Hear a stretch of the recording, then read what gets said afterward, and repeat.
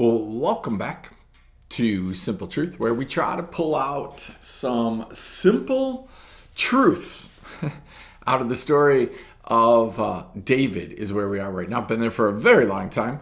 We're continuing to go through. We're in the story of David and Abigail, which is in 1 Samuel chapter 25. We're going to start in verse 23. And it says here, when Abigail saw David, she hurried, she got down from the donkey, and she fell before David on her face, face and bowed to the ground, right? So we look at this, and again, you've heard me talk about this before. I'm going to talk about it again because I just think it's important. There is a posture that we take, right, in humility when we want something, when we realize that we don't deserve that something, when we realize that the person we're asking it of has authority, power, rights to not give us what we want.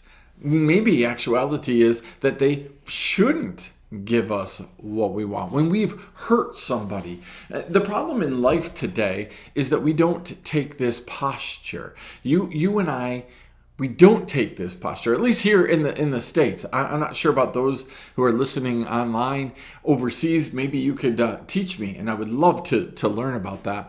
But when we recognize we've done something wrong, many times we actually go about that moment in an arrogancy. We want to remind people what we've done for them. We want to remind people where they have been. We want to remind people that you should be treating me the same way that you were treated in this moment, right? We come from it as a stand of at worst equal, but sometimes even above them. Like, this is how you should treat me because look at how I have treated you. Now, the Bible talks about that. The Bible talks about, like, we should treat people the way we want to be treated, but it does not assure us that people are actually going to treat us that way, that they're actually going to do that which we have done for them. We all have free will. We get to choose to do things any way we want, but there's a posture that God requires when we are repentant, when we are sorry, when we want forgiveness from somebody for something, when we realize we have no right to ask this of you, but we ask it anyway.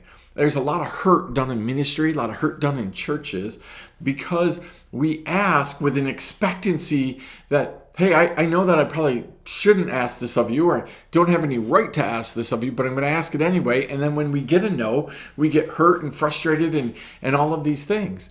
We need to look at moments, especially moments with God, and we need to understand our position and take the appropriate posture, which is, God, I have no right to ask this of you.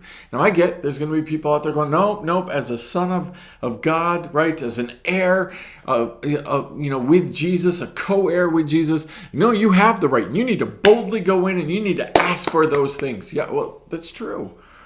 As long as you are in a place that allows you to take that posture, but you still, even in those moments, need to recognize who you're asking, and you need to allow for the fact that God may say, no, you're not asking according to my will. Like, whatever we ask according with the will of God, we forget that. God wants you to just have whatever you want.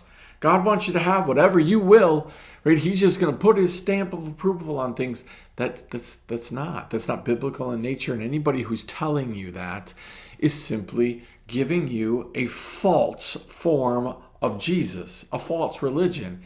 God is not up in heaven, and he does not have to do for you whatever you ask in his name. He has to do for you whatever you ask in his name according to his will.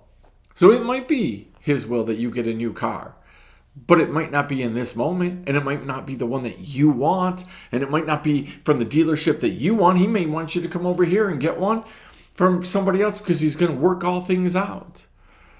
We just assume and we think and we take a posture that somehow God owes us. We take a posture that somehow people owe us, but they don't. We need to take a posture of humility like Abigail does. She is coming before a man who has every right to destroy her husband, her family, her friends, her livelihood, and her.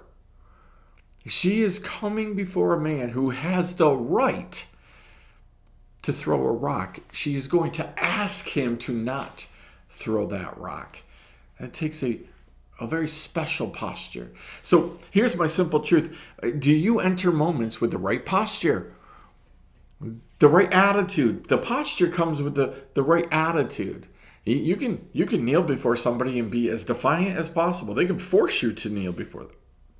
But when you throw yourself, when you bow down willingly to somebody, hopefully that comes with the right attitude. Is there somebody in your life right now that you need to have the right posture with? Maybe it's your boss, maybe it's your spouse, maybe it's your kids, maybe it's your friends or family or church or pastor, maybe it's anybody. Maybe it's me. I don't know. But do you have the right posture in a moment?